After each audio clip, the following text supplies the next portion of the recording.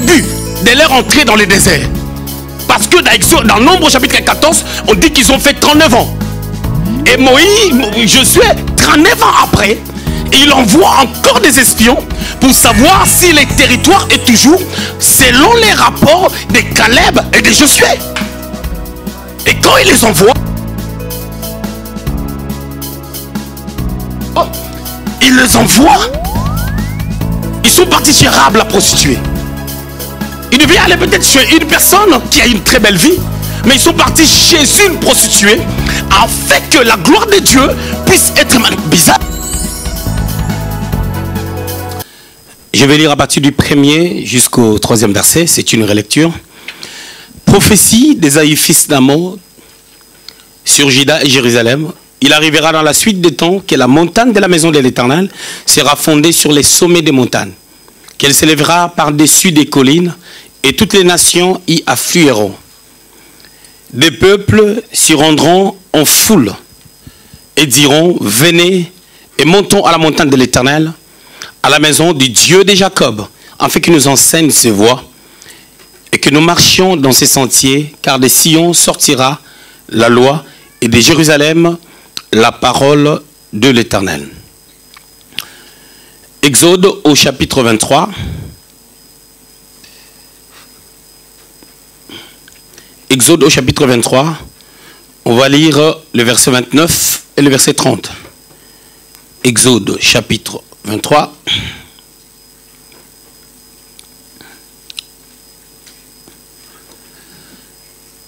« 29 à 30.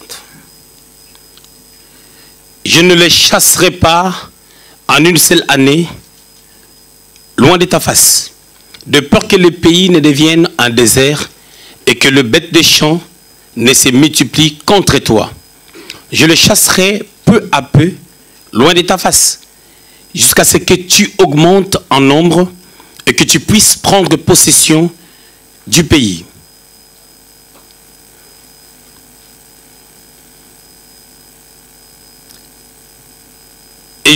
Exode au chapitre 3. On va lire le verset 8.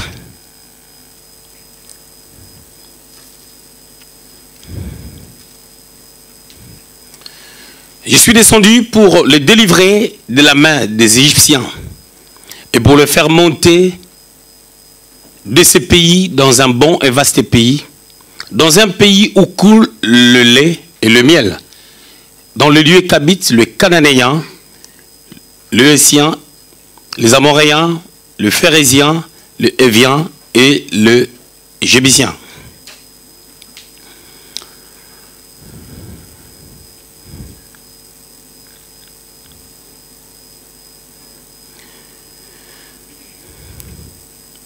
Jean au chapitre 5. Nous allons lire à partir du 1er jusqu'au 8e verset. Après cela, il y eut une fête des Juifs et Jésus monta à Jérusalem. Or, à Jérusalem, près de la porte des brebis, il y a une piscine qui s'appelle en hébreu Bethesda et qui a 5 portiques. Sous ces portiques étaient couchés un grand nombre de malades, des aveugles, des boiteux, des paralytiques qui attendaient le mouvement de l'eau. Car un ange descendait de temps en temps dans la piscine et agitait l'eau. Et celui qui descendait le premier, après que l'eau avait été agitée, était guéri, quelle que soit sa maladie. Là se trouvait un homme malade depuis 38 ans. Jésus, l'ayant vu coucher, et sachant qu'il était malade depuis longtemps, lui dit, « Veux-tu être guéri ?» Le malade lui répondit, « Seigneur, je n'ai personne pour me jeter dans la piscine quand l'eau est agitée. Et pendant que j'y vais, un autre descend avant moi. Lève-toi, lui dit Jésus, prends ton lit et marche. » Aussitôt cet homme fut guéri et il prit son lit et marcha. Seigneur, nous bénissons ta parole. Nous croyons qu'elle est la vie et la vérité. Nous voulons la proclamer, plein de grâce, parce que toi tu es le Dieu de grâce, le Dieu puissant. Bénis ces instants de la parole et fais-nous du bien au travers d'elle. Au nom de Jésus-Christ, que l'homme soit effacé et que toi, le Saint-Esprit, tu puisses prendre la place d'un enseignant fidèle. Au nom de Jésus-Christ. Amen. Nous sommes en train de parler de la promesse de l'Église. Amen. Comme j'avais dit le mardi, que c'est un message qui a été, qui est sorti de notre grand message depuis notre conférence sur la puissance de la destinée, que les hommes de Dieu ont pu bénir cette assemblée au travers de ces merveilleux messages. Je crois que même que l'apôtre Alidor est en ligne, que Dieu le bénisse abondamment.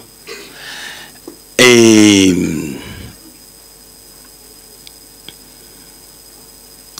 nous étions en train de parler de la promesse de l'Église. On s'était reposé sur Ésaïe au chapitre 2, un texte que j'avais considéré comme une prophétie à double référence. Ça parlait des choses qui viendront après l'enlèvement, et aussi on peut l'appliquer dans la dimension ecclésiastique à l'Église, pour parler de ce que l'Église devait être selon la pensée du Seigneur, selon les plans préétablis par Dieu. On avait dit que l'Église était cette pierre-là qui s'est détachée. Dans Daniel au chapitre 2, verset 35, cette pierre qui s'est détachée sont les secours d'aucune main et qui enfin devait devenir une montagne. Et après que cette pierre soit devenue une montagne, elle devait occuper une grande place sur la terre. Et on avait commencé à expliquer ceci. Cela a deux dimensions. La première des choses, l'Église a pour mission d'aller faire des nations les disciples de Jésus. Matthieu au chapitre 28, au verset 19.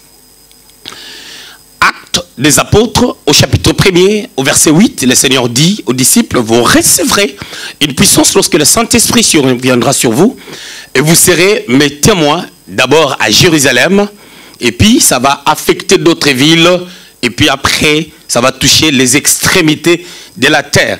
Et nous voyons qu'on parle de 7 pierres. Et cette pierre, premièrement, on avait dit c'était Christ. Et deuxièmement, cette pierre, on avait dit que c'était nous l'Église, qui sommes à l'image de Dieu, à la ressemblance de Dieu par Jésus-Christ. Nous sommes des fils de Dieu, comme lui, à cause de lui, nous sommes devenus des fils de Dieu. Le mardi, j'étais en train de parler du caractère. Le caractère, un élément très important qui doit nous aider à pouvoir accomplir la mission que le Seigneur nous a donnée. Devenir une pierre, on avait dit que c'est un processus. Pardon. Devenir une montagne, on avait dit que c'est un processus. Parce qu'il faut quitter l'état d'être une pierre et devenir une montagne. C'est tout un processus. C'est ce que nous allons voir aujourd'hui. Aujourd'hui, nous allons voir un autre élément, un deuxième point, par rapport à des choses qui doivent nous amener à l'accomplissement de cette promesse. C'est Dieu qui fait la promesse. J'avais dit ceci dans Hébreux au chapitre 6, à partir du 13e verset. La Bible est en train de dire que lorsque Dieu a fait la promesse à Abraham, il ne pouvait pas jurer par une personne qui était supérieure en lui. Il a juré à son propre nom. Et la promesse d'Abraham n'a pas menti, mais Dieu est en train de chercher aussi voir Abraham devenir un homme intègre. Genèse au chapitre 17, nous voyons Dieu dire à Abraham, marche devant ma face et sois intègre. Pendant qu'Abraham est en train de s'apitoyer sur son sort, il est en train de s'inquiéter par rapport à sa vie, à son avenir ou à la promesse que Dieu lui avait faite depuis Genèse au chapitre 12. Dieu lui avait dit que toutes les nations seront bénies au travers de lui. C'est-à-dire il aura une grandeur à telle enseigne que toutes les nations seront bénies au travers de lui. Pour que les gens soient bénis au travers de toi, c'est que tu deviens une personne remarquable. En d'autres termes, tu deviens une montagne. Et dans Ésaïe au chapitre 2, on avait dit que non seulement que la maison de l'Éternel sera placée au-dessus des collines, c'est-à-dire une pierre qui devient une montagne, mais nous voyons que la Bible continue à dire que les gens devaient accourir auprès de cette montagne. Pourquoi? Pour écouter la loi de Dieu, la parole de l'Éternel au travers de Jacob, que nous sommes, nous, l'Église. Aujourd'hui, nous allons parler de la responsabilité de l'Église. Ma responsabilité, ta responsabilité étant chrétien. Il est à comprendre ceci.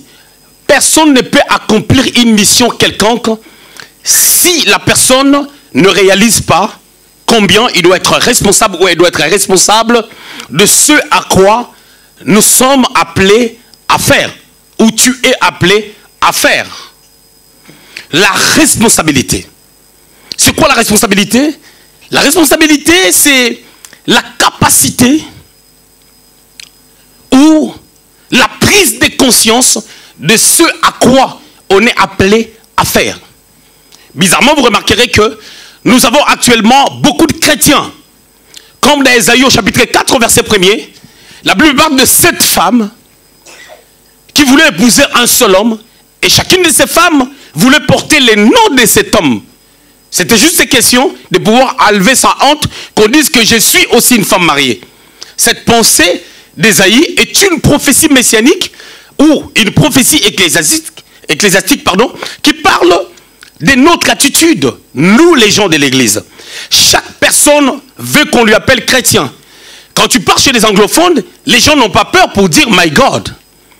Quand tu viens aujourd'hui chez les francophones, tout le monde s'est dit je crois en Dieu. Tout le monde part à l'église, tout le monde dit Dieu va faire. C'est quelque chose d'aller à l'église, mais c'est encore une autre chose que d'être responsable de sa personne et prendre la responsabilité, je voulais dire, de comprendre c'est à quoi on est appelé. Nous avons une mission à accomplir, de faire les nations des disciples, mais pour que nous les fassions, il faut que nous devenions une montagne. Nous sommes une pierre qui doit devenir une montagne. Et je disais tout à l'heure que pour devenir une montagne, c'est tout un processus. Il y a des choses à mettre en place. On avait parlé du caractère. Et là, aujourd'hui, nous voulons parler du sens de la responsabilité. La responsabilité. C'est la prise de conscience. De savoir ce à quoi on est appelé à faire, qui nous rend responsables. Vous savez, lorsque tu es dans une entreprise, tu donnes une responsabilité à quelqu'un. Tu vas essayer de lui faire comprendre ce à quoi il est appelé à faire. Et que lorsque les choses ne marcheront pas, ce n'est pas une autre personne que tu vas demander des comptes, ça sera à la personne auprès de qui tu as confié des responsabilités. Bien-aimé, la parole de Dieu est une vérité extrême. Je dirais, il n'y a aucune vérité qui ressemble à la parole de Dieu, que les gens négligent. Et les gens s'habituent à la parole de Dieu, comme si elle ne faisait rien, comme si elle n'avait pas d'impact de changer la vie de quelqu'un. Avant le culte, quelqu'un, tu peux être comme tu es. Après avoir écouté la parole de Dieu, cela dépend de la prise de ta conscience, de la manière dont tu la considères. Ça peut t'amener aussitôt à devenir une autre personne. La puissance qui réside dans la parole de Dieu. La responsabilité. La responsabilité peut être quelque chose que tu dois faire. Ça, c'est ma responsabilité. Qui est responsable, ce sont des hommes qui sont responsables. On peut être responsable des hommes. On peut être responsable d'une entreprise. Non seulement on sera responsable des hommes, on sera aussi responsable de toutes les transactions qui sont faites au sein de cette entreprise.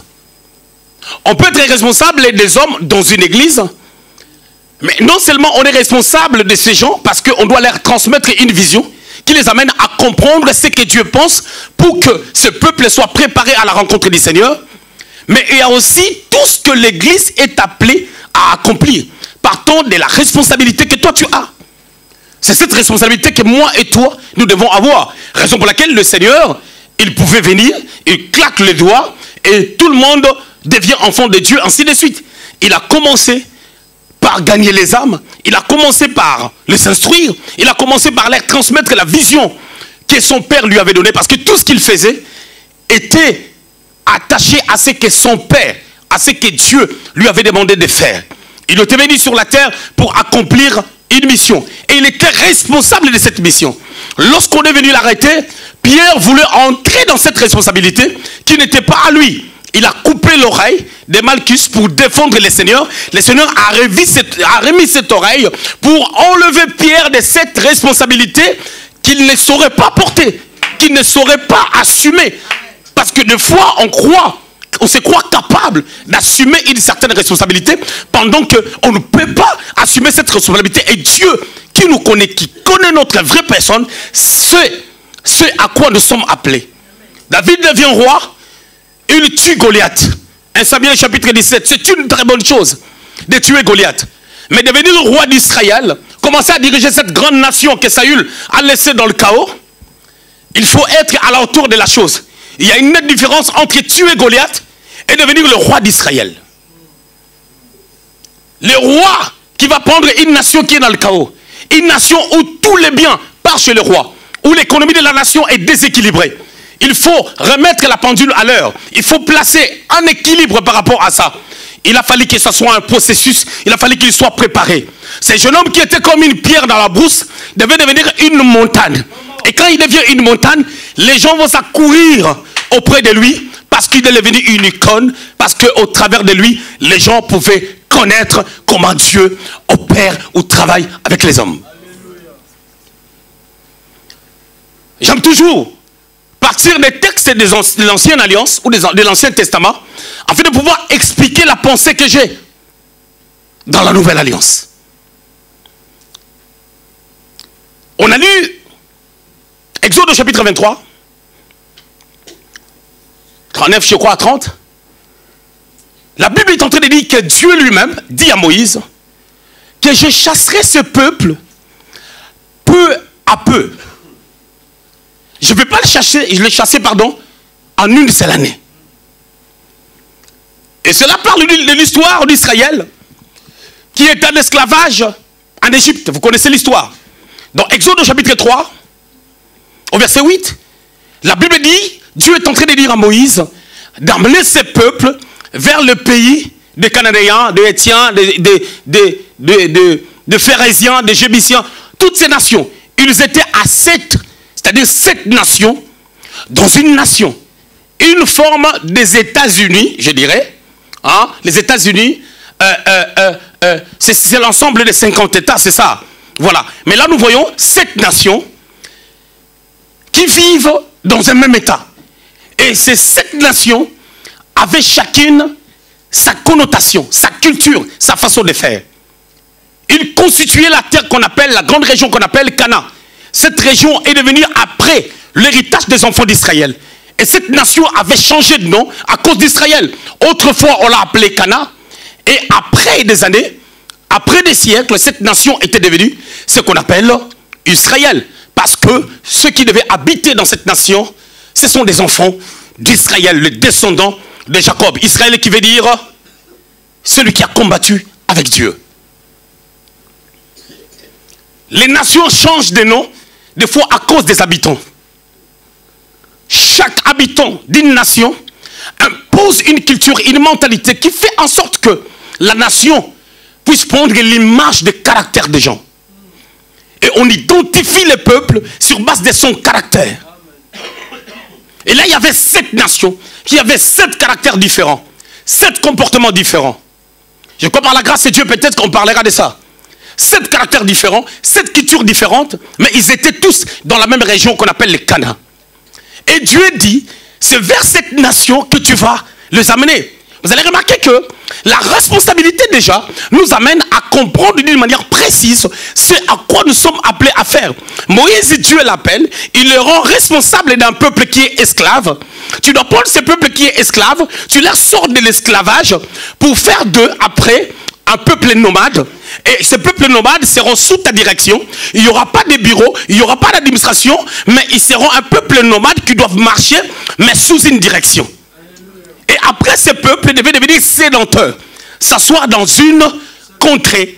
Et il y a précision de contrée. Ce n'est pas que tu vas les amener n'importe où. Dieu a dit là où tu vas les amener, dans la région des Canaan, selon la promesse qu'il avait faite déjà à Abraham.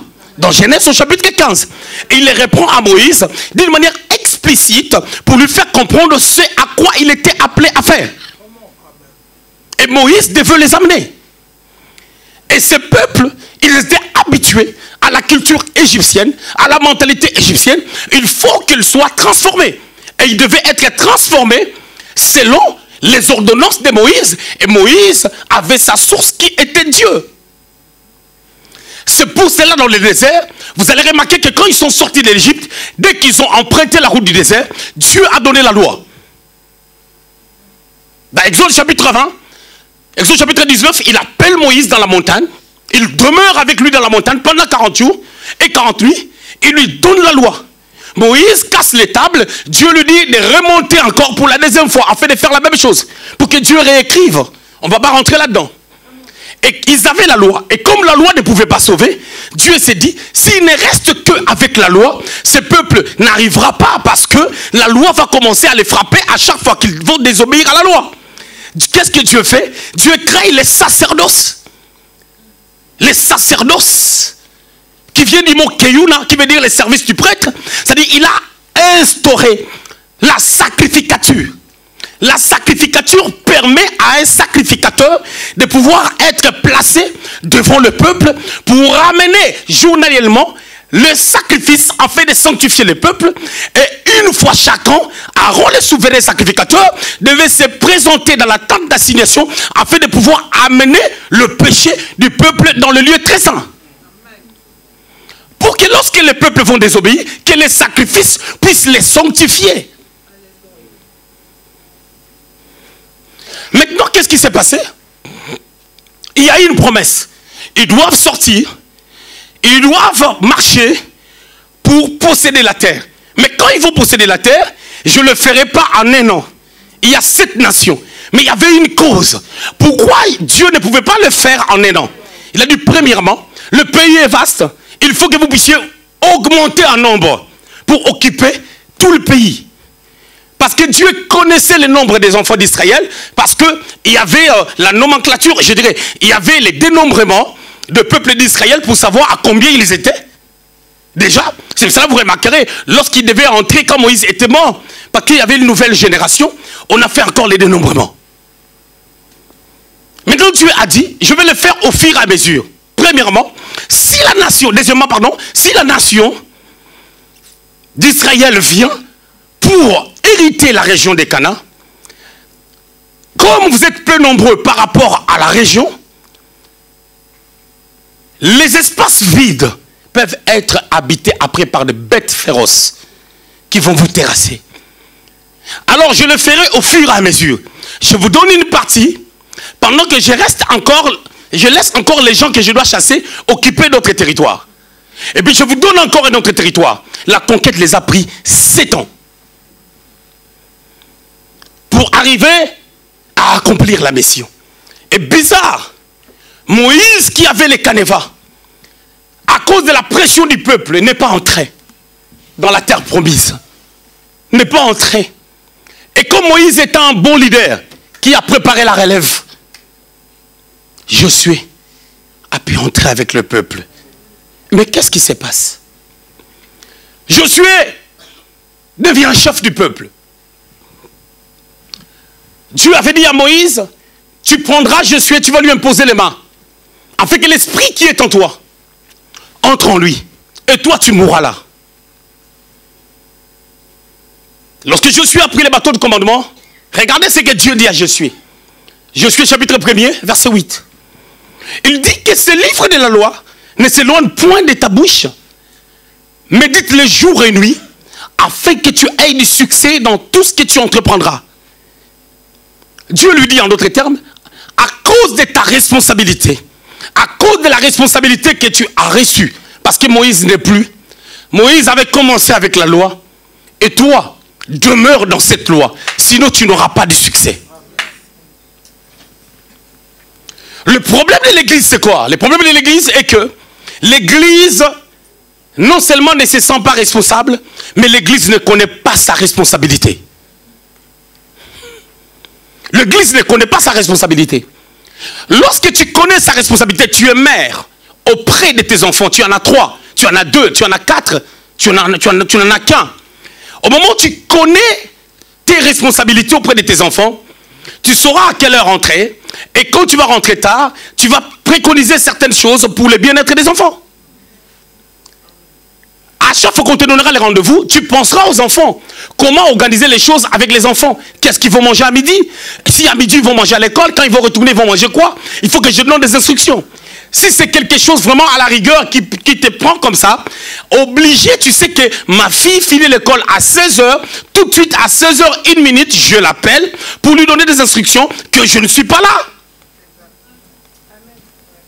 Parce que quand l'enfant rentre de l'école et que cet enfant ne trouve pas sa mère, la première des choses, il va chercher à appeler sa maman pour savoir, maman, tu es où? Parce que là, tu es en train d'abandonner tes responsabilités. Parce que je suis ta responsabilité. Je suis ta responsabilité et je suis sous ta responsabilité. Où tu es où? Qu'est-ce que tu fais? Et la maman doit donner des explications à cet enfant qui peut avoir 5 ans, qui peut avoir 16 ans, qui peut avoir 12 ans. Et les enfants savent aussi que avant 17 ans, avant 18 ans, ils ne peuvent pas rester seuls. Tu dois être là parce que je suis ta responsabilité. Je suis sous ta responsabilité. Je parle de deux choses. Je suis ta responsabilité. Je suis sous ta responsabilité. C'est ce que l'église ne réalise pas. Tu verras un pasteur qui voyage, il a une église à assurer, il laisse l'église pendant 3 mois, il part quelque part. Où est ta responsabilité? Quand un homme de Dieu commence à laisser l'église pendant longtemps, pendant 2 mois, c'est qu'il a des pasteurs qu'il a placés dans son église et ces pasteurs exercent les fonctions de berger au sein de l'église. Et en ce moment, ces pasteurs peuvent vaguer dans l'apostolat pour accomplir les missions que le Seigneur nous donne. Les cas de l'apôtre Kinde.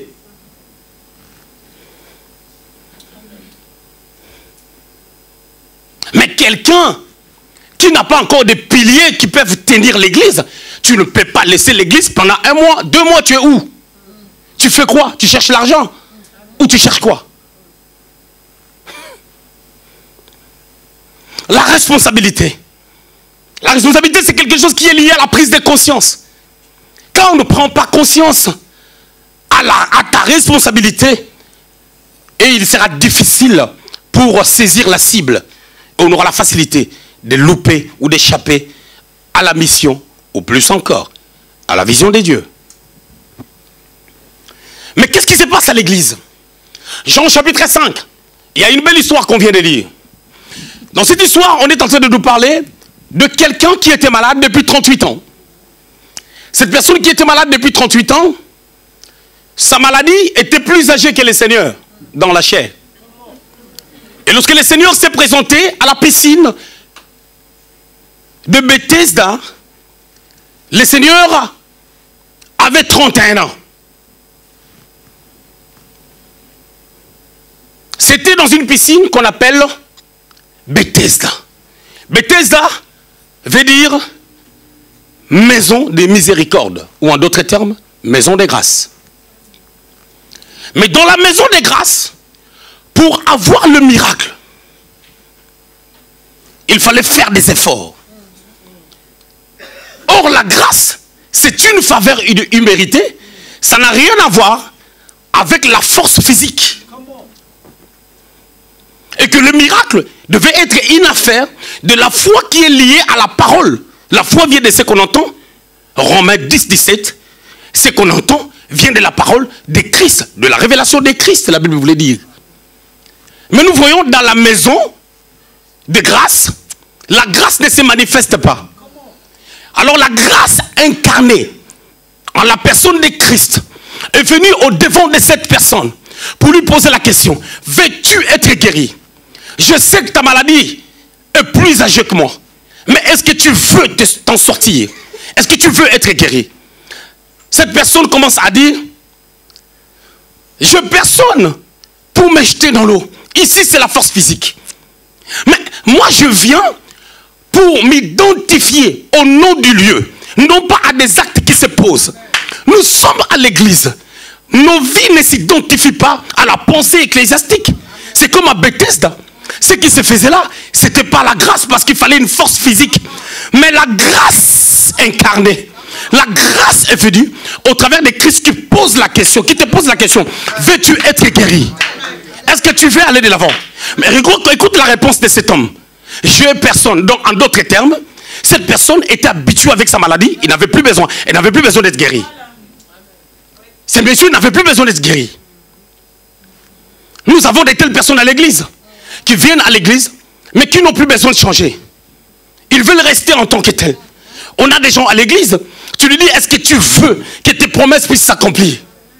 Ils te disent oui, mais leur comportement ne mentionne pas la façon de faire de la personne qui veut l'accomplissement des promesses. Cet homme devait être responsable de sa guérison. Mais pourquoi il n'était pas responsable et Jésus l'a guéri quand même? Jésus l'a guéri quand même. Bien aimé, Dieu est bon. Il y a des choses que le Seigneur a faites dans ta vie. C'était seulement son amour, sa faveur, sa miséricorde dans ta vie. Mais est-ce que nous allons rester à cette dimension où le Seigneur nous donne des miettes à cause de sa faveur, où nous devions changer la dimension pour être responsable de comprendre là où je veux? Tu es là depuis 38 ans, c'est vrai. Est-ce que tu veux être guéri? Israël, est-ce que tu veux aller dans la terre promise, ou tu penses encore à des concombres que tu mangeais en Égypte, ou tu penses encore à la vie que tu avais en Égypte? La responsabilité. Pour comprendre sa responsabilité, il faut comprendre et connaître Dieu. Et pour connaître et comprendre Dieu, il faut connaître sa loi, connaître sa parole. Ces choses où Israël devait aller jusque de l'autre côté, c'est cette pierre qui devait quitter le ciel, Daniel chapitre 2, briser la statue et devenir une montagne. Nous avons quitté le ciel parce que celui qui nous a sauvés est venu d'en haut. Il vit en nous. Ce n'est plus nous qui vivons, mais c'est lui, Christ, qui vit en nous. Galates 2:20, la deuxième partie. Mais parce que lui, il vit en nous, nous devons expérimenter ce à quoi nous sommes appelés. Il faut que la promesse s'accomplisse. Dieu dit, je vais chasser ce peuple peu à peu. Mais Seigneur, tu vas chasser ce peuple peu à peu. Donc nous, on croise les bras et tu chasses ce peuple. Est-ce que nous n'avons rien à faire? Lorsque Israël est arrivé, dans Josué au chapitre 2, Josué devait monter une stratégie. Il a dit aux espions d'aller jusque chez Rahab, la prostituée. Il devait commencer quelque part. Là maintenant nous sommes dans une dimension où Josué donne des instructions qu'il faut respecter. Et pour que le mur de Jéricho puisse tomber, Josué chapitre 6, il a fallu une stratégie. Dans Josué chapitre 2, on envoie les espions. Or Moïse avait envoyé déjà des espions. Dans le livre des Nombres au chapitre 11, Moïse avait déjà envoyé des espions. Mais Moïse est mort. Josué maintenant, pour connaître la véracité, l'authenticité de ce que les espions avaient amené comme information. Souvenez-vous, il y a eu un temps qui s'est passé. Quand Moïse avait envoyé des espions, c'était au début de leur entrée dans le désert. Parce que dans Nombre chapitre 14, on dit qu'ils ont fait 39 ans. Et Moïse, Josué, 39 ans après, il envoie encore des espions pour savoir si le territoire est toujours selon les rapports de Caleb et de Josué. Et quand il les envoie, ils sont partis chez Rahab la prostituée. Ils devaient aller peut-être chez une personne qui a une très belle vie, mais ils sont partis chez une prostituée afin que la gloire de Dieu puisse être bizarre. Et cette Rahab-là, la prostituée, Josué au chapitre 2, était entrée même dans la lignée de Christ. Parce que quand Israël a possédé le territoire, il y avait un homme qui s'appelait Salomé qui l'avait épousé.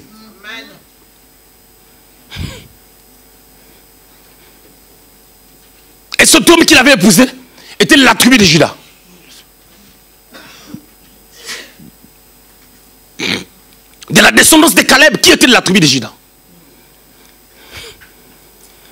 Dans Josué au chapitre 6, Josué leur dit, vous allez faire les tours pendant 7 fois. 7 jours. En fait, pendant 6 jours, vous ferez des tours, et les 7e jour, vous en ferez 7 fois. Josué au chapitre 6. Écoutez, c'est un ordre. Soit on le fait, soit on ne le fait pas. Mais c'est ça maintenant le problème de l'église. Mais comment avoir la facilité de pouvoir écouter Josué qui nous dit qu'on doit faire les tours? Pourquoi on ne doit pas choisir un autre chemin? Pourquoi ne pas procéder autrement, Josué? Est-ce qu'on ne peut pas procéder autrement? Pour que les murs de Jéricho puissent tomber, on est obligé de faire des tours comme des cons, excusez-moi les termes. Est-ce qu'on est obligé de faire des tours?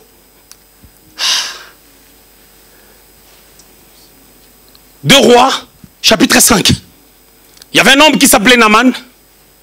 Cet homme était le chef d'armée syrienne.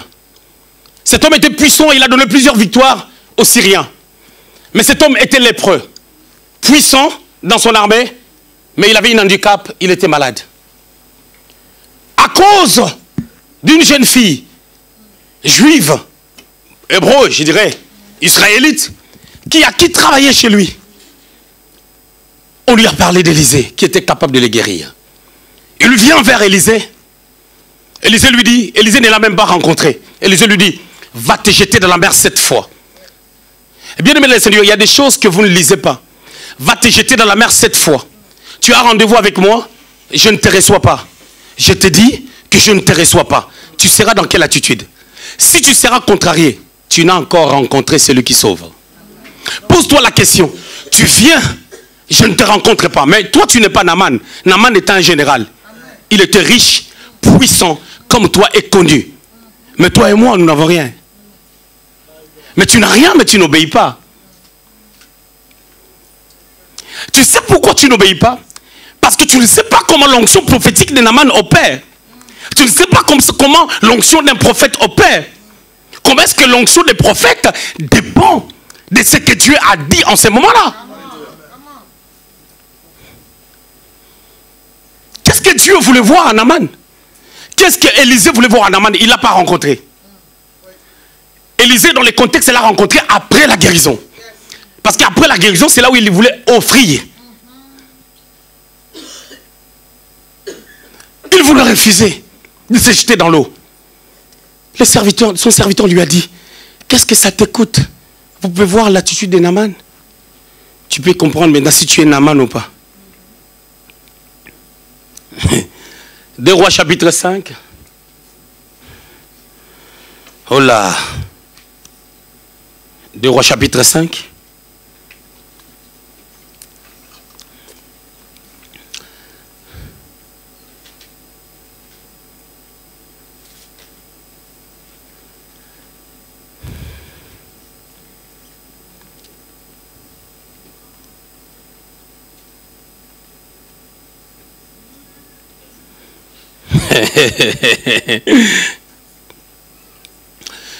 Verset 13, 2 Rois 5, verset 13. Mais ses serviteurs s'approchèrent pour lui parler et ils dirent, mon père, si les prophètes t'avaient demandé quelque chose de difficile, ne t'aurais-tu pas fait?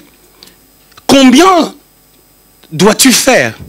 C'est qu'il t'a dit, lève-toi et tu seras pur. Il descendit alors et se plongea 7 fois dans le Jourdain, selon la parole de l'homme des dieux. Et sa chair redevint comme la chair d'un jeune enfant et il fut pur. La guérison était là. Mais qu'est-ce qui a amené cet homme à ne pas obéir à l'ordre du prophète? C'était juste l'absence de la parole. Mais il était syrien. La loi de Dieu n'était pas en lui. Il ne connaissait pas la parole. Mais toi, tu n'es pas syrien. Tu n'es pas syrienne.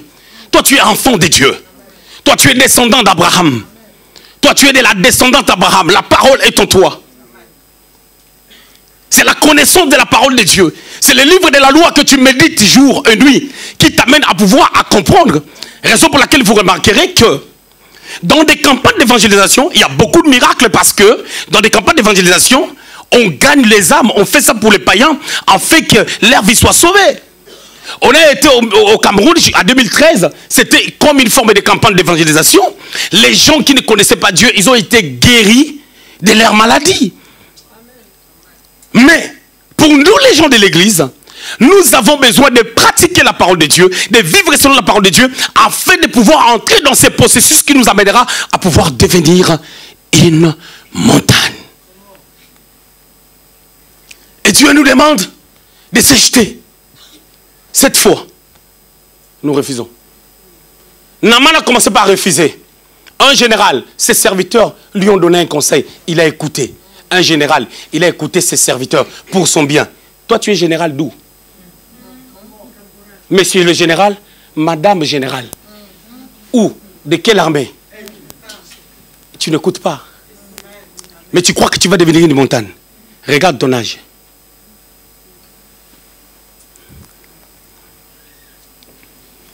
Lorsque la parole de Dieu est en toi, cet homme de 38 ans, il était malade, il était à Bethesda. Pendant 38 ans, il était malade. Je ne sais pas à quel âge il s'est mis là. Sa maladie a commencé depuis 38 ans, plus que l'âge du Seigneur. Peut-être qu'il était dans cette piscine pendant 38 ans. Peut-être pas, peut-être qu'il est venu après. Peut-être qu'il a fait aussi 38 ans et qu'il était là.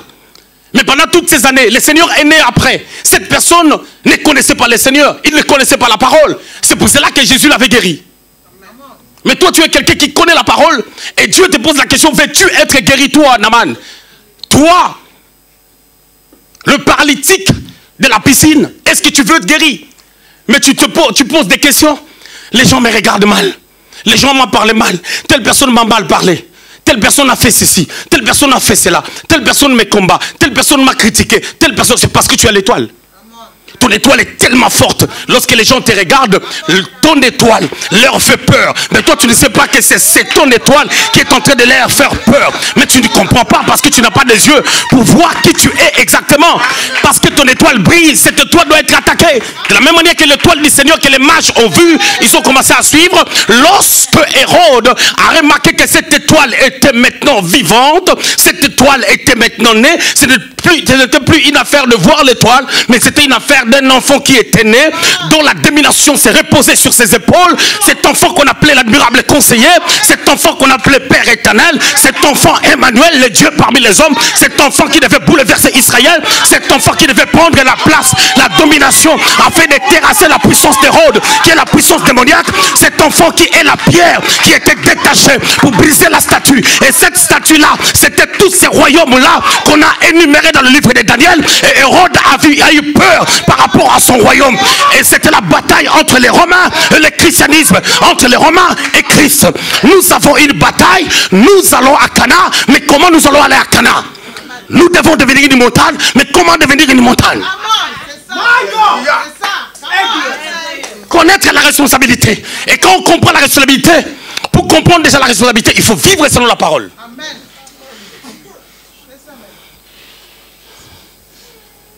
La puissance et l'impact de l'église primitive, c'était la parole. Actes des Apôtres chapitre 2, à partir du verset 41 à 43. Et puis on prend le verset 47.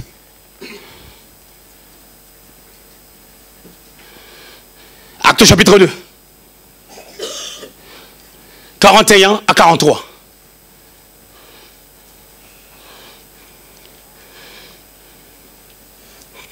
Ceux qui acceptèrent sa parole furent baptisés.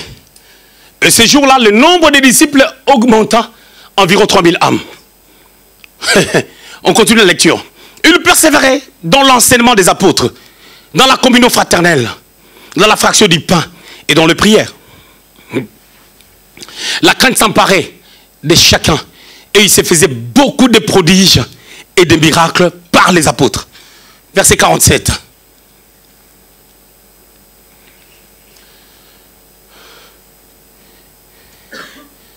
Louons Dieu et trouvons grâce auprès de tout le peuple. Et le Seigneur ajoutait chaque jour à l'église ceux qui étaient sauvés.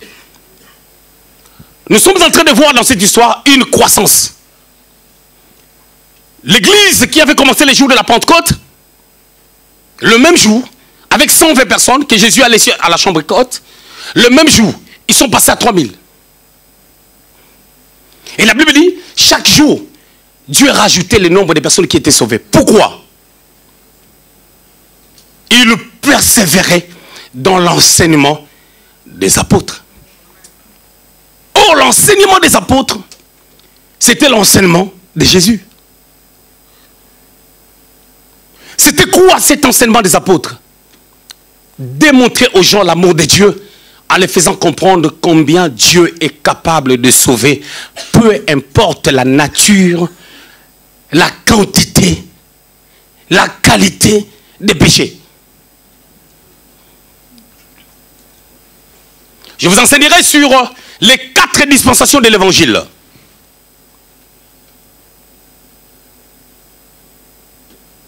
vous parlerai de l'évangile du royaume, premièrement, qui a été prêché par Jean-Baptiste. Lui qui disait que le royaume est proche. Je vous parlerai de l'évangile du salut, qui a été prêché par Jésus, qui était la grâce incarnée afin de pouvoir amener les gens au salut. Et je vous parlerai troisièmement de l'évangile de la grâce, qui a été prêché par les apôtres. Et quatrièmement, c'est l'évangile éternel, qui sera prêché après l'enlèvement. Je ferai un séminaire pour ça. Il devait amener cet évangile-là, qui arrive à Bethesda, qui trouve Bethesda, ne se comportant pas selon les normes du nom de Bethesda. Ils étaient à Bethesda, mais la grâce ne se manifestait pas. Et quand la grâce se manifeste comme au temps des apôtres, il y a des miracles qui s'opèrent entre le mains des apôtres. La Bible n'a pas dit que le miracle s'opérait seulement entre les mains de Pierre et Jean. Le miracle s'opérait entre les mains des apôtres, verset 42. C'est-à-dire que Dieu pouvait utiliser tous les apôtres, mais ils sont restés sous la responsabilité de Pierre, qui était les responsables selon les paroles du Seigneur Jésus.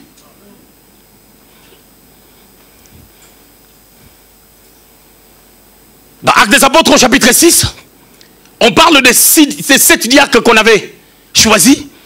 Et parmi eux, on parle d'Étienne, qui était mort dans Actes chapitre 7. La Bible parle de lui en disant qu'il était un homme plein de foi et d'Esprit Saint. Et la Bible dit de lui qu'il y a des miracles qui se faisaient entre ses mains. On parle aussi de Philippe, qui était parti jusque dans la Samarie. Il y a eu des miracles. Il a confondu même Simon le pharisien. Simon le magicien, pardon.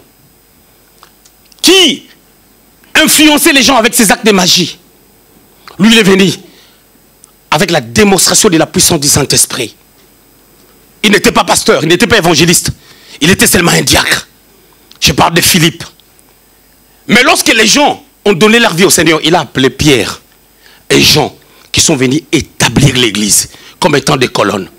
Que fais-tu de l'onction? Qu'est-ce que tu penses par rapport à l'onction? Dieu ne peut pas te les donner. Parce que tu ne sais pas ce que tu vas faire avec. Parce que tu ne connais pas la responsabilité que l'onction amène. Si tu ne connais pas la responsabilité de l'onction, Dieu ne peut pas le donner. Aujourd'hui, on a beaucoup de dégâts des pasteurs parce que les pasteurs n'ont pas été préparés, n'ont pas été formés. Ils jouent avec l'onction.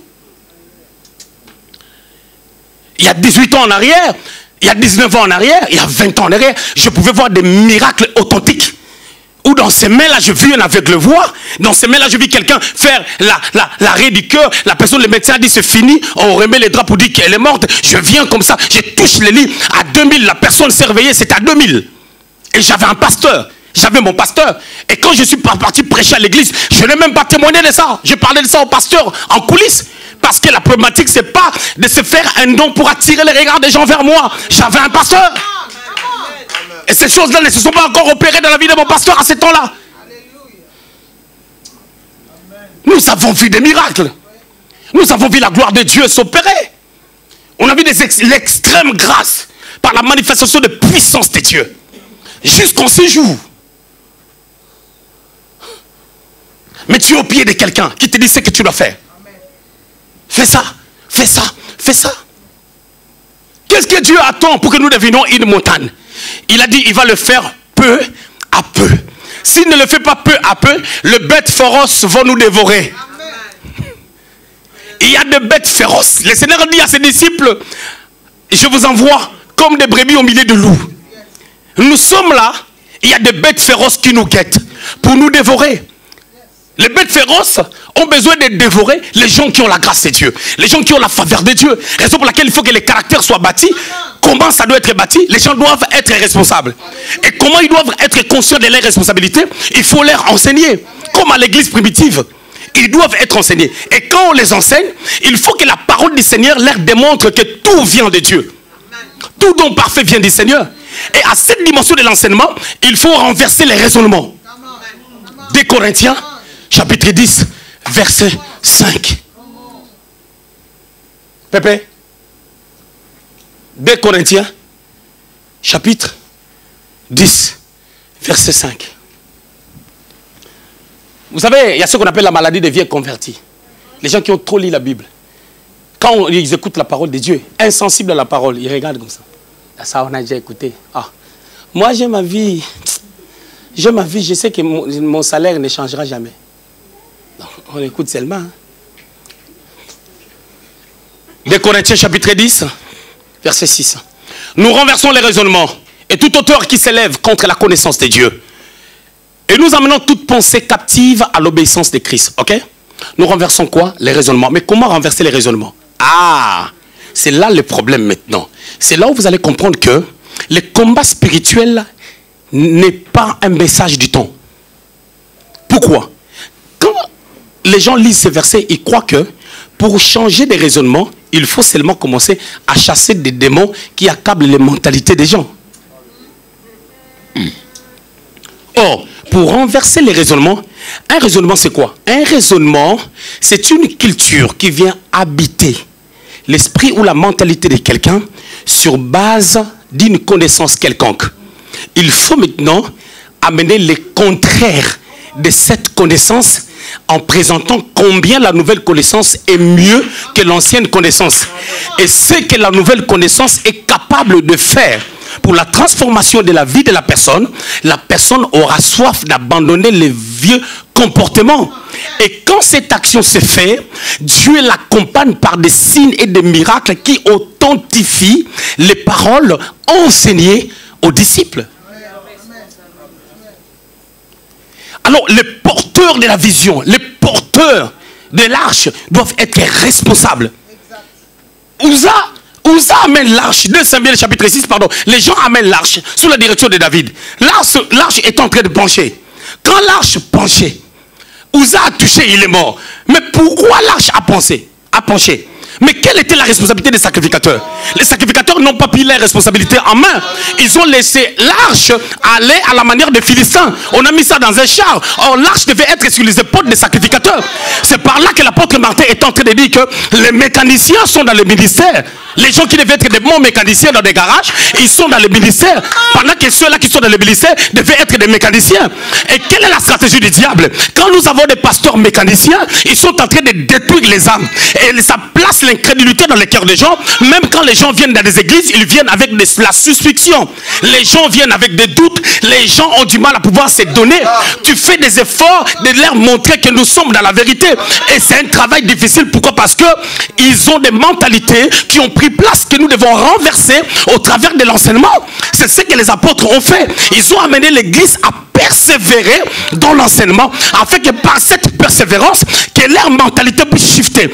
Quand leur mentalité va shifter, ce que ta mère te dit n'aura pas d'effet. Ce que ton oncle te dit n'aura pas d'effet. Le coup de fil de ta mère qui te dit le contraire de la parole, le contraire de la foi, n'aura pas d'effet, parce que la parole de Christ, parce que le livre de la loi ne va pas s'éloigner de ta bouche.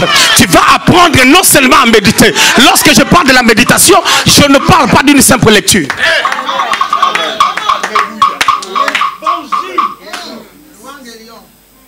Nous sommes prêts à renverser les raisonnements. Et tout auteur qui s'élève, waouh, au-delà des raisonnements, il y a des auteurs qui s'élèvent contre la connaissance de Christ. Ok, là il y a la bataille des montagnes. Pourquoi? Parce que la pierre doit devenir une montagne. Quand la pierre est devenue une montagne, elle rencontre d'autres montagnes. Alors la montagne, là, les montagnes qu'il rencontre égale à sa montagne. On n'arrive pas à voir quelle est la montagne qui prime, quelle est la montagne qui monte plus haut. C'est pour cela qu'Ésaïe déclare que la maison de l'Éternel devait être placée au-dessus des collines, c'est-à-dire au-dessus des montagnes. Comme ça, quand ça va aller au-dessus, les gens vont remarquer que c'est Christ qui gagne. Mais pour gagner, pour aller à cette dimension, il faut aller au-delà de ce qui est normal. Le christianisme d'aujourd'hui, vous devez comprendre une chose. Nous sommes à la 11e ère. Nous sommes à la dernière ère. Selon Matthieu chapitre 20 verset 7. Jésus donne une parabole qu'un maître est sorti, il a embauché des ouvriers à partir de la première ère jusqu'à la dernière ère. Nous sommes des ouvriers de la dernière ère. Mais en réalité, on aura le même salaire que les ouvriers de la première heure. Mais comment on doit nous payer de la même manière que les ouvriers de la première heure? Eux, ils ont travaillé depuis le matin jusqu'à 17h. Mais nous, on est venu à 16h, on est venu à 17h, on finit à 18h, mais on aura le même salaire. Il faut que notre travail soit efficace. Il faut que notre travail dégage une énergie spirituelle de toute la journée.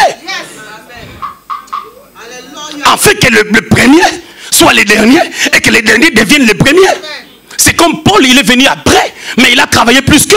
Il a dit, j'ai traité durement mon corps. C'est quoi traiter durement mon corps? C'est pas seulement le physique. C'est l'obéissance à ce qu'on te dit. Come on. On continue. Nous renversons les raisonnements et tout auteur qui s'élève contre la connaissance de Christ. Et nous amenons toute pensée captive à l'obéissance de Christ. Toute pensée. Ton âme qui est blessée là, ça t'amène à vivre dans le passé. On t'a trop blessé. On doit ramener maintenant les pensées de ton âme à l'obéissance de Christ. Qu'est-ce que la parole a dit?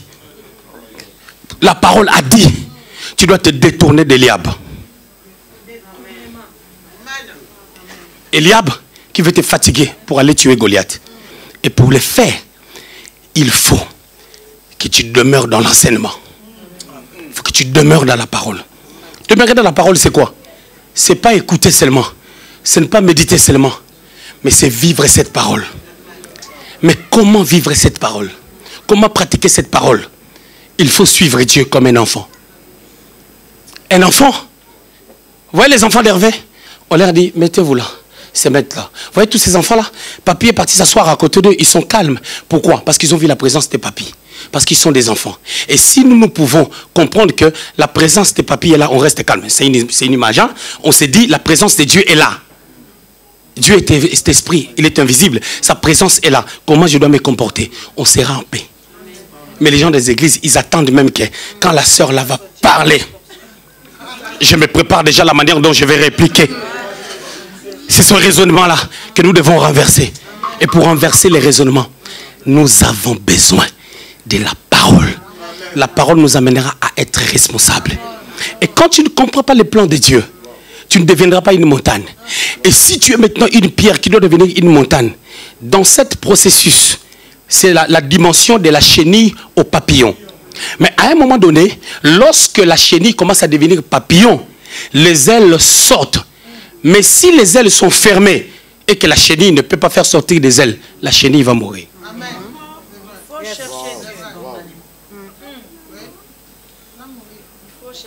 Je vous explique.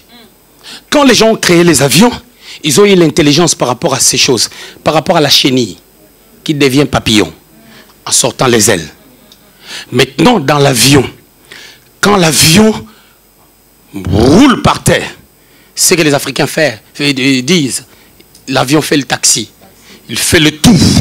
Quand l'avion va revenir en montant, les pneus doivent rentrer et d'autres ailes doivent sortir. Les ailes s'étendent. Si les ailes ne sortent pas pendant que l'avion a monté, ça sera le crash prématuré. Beaucoup de personnes vont faire les crashs parce que les ailes n'arrivent pas à sortir, parce qu'ils ne sont pas dans les bons processus. La pierre doit devenir une montagne. C'est par là que je m'arrête.